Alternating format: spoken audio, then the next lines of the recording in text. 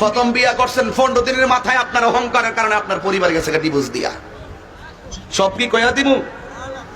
আয়ো কয়ে দি, বাপের নামটা কয়ে দিন, সুবিধা নেই। কয়ে দিমু? আয়ো কয়ে দি, বাপের নামটা কয়ে দিন, সুবিধা নেই।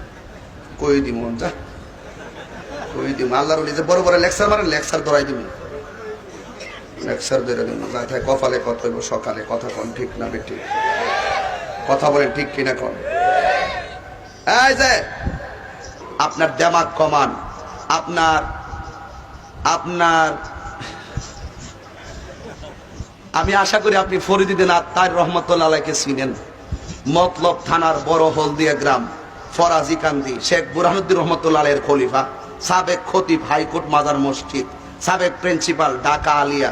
ওনার মেয়ের আপনি বিয়ে করছিলেন। 15 দিন পরে আপনার হাইচ্ছতার অহংকারের কারণে আপনার বউ আপনার ডিভোর্স দিয়ে গেছে। এই জন্য আমরাও আপনার ডিভোর্স দিলাম। আপনার ধর্ম আগে ঠিক করেন। আপনি কার?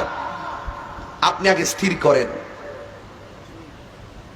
আপনি হন এখানে এই দলে চেয়ার একটা খালি হইলে এখানে এই দলে আইন, ওই দলে চেয়ারটা খালি হইলে ওই দলে যান। আপনি নিজের ইমানকে ঠিক করেন।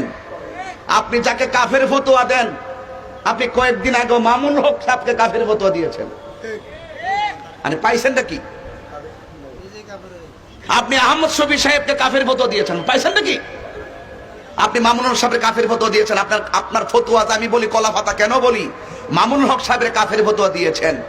মামুন হক সাহেব ওনার ফতোয়া উর্দু করেছেন কিনা, উনি কুফরি থেকে ফিরে এসেছেন কিনা, আবার ওনাকে আপনার মাহফিলে প্রধান অতিথি বক্তা বানাইয়া তার সঙ্গে ঐক্য গঠন করেন। এই জন্য আমি বলছি আপনার কাফের ফতোয়া, মুশরিক ফতোয়া এগুলো হুনতে হুনতে আমার কাছে কলা পাতার মতো মনে হয়। কথা কোন ঠিক কিনা বলেন?